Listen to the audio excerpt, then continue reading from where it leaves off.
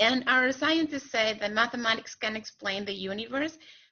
In a sense, it can explain the underlying structure of your physical reality. Now, again, we don't necessarily use in our reality mathematical notation in the way that your scientists do. We use geometric configurations to represent similar things.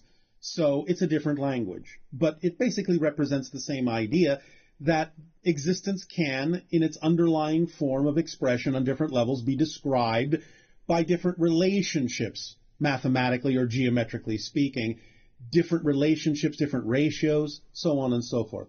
You recognize these things in your reality as golden proportions, phi ratios, fractal progressions, and things like that.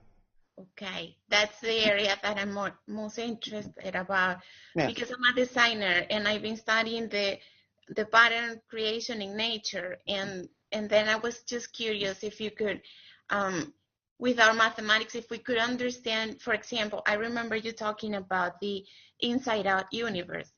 Yes. That is completely different. So will the mathematics that we understand eventually help us, let's say, represent mathematically that universe, or that's a Yes, yes, it will. It can. It's capable of doing so in the terms that you need, yes. Okay.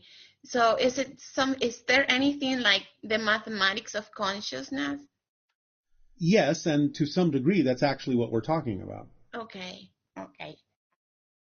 Because consciousness has to express itself in a certain way to be representative of a certain level of reality. So this is why we say consciousness, as a template underlying physical reality, expresses itself as a tetrahedral structure, or a series of them.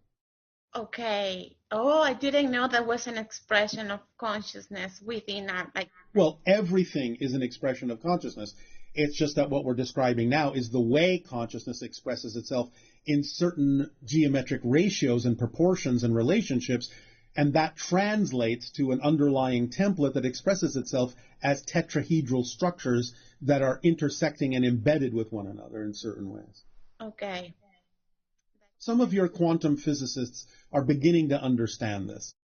They have recently realized that the underlying template beyond and below subatomic levels is actually a tetrahedral structure that they're beginning to realize is actually an expression of a consciousness field. Okay. That's fascinating.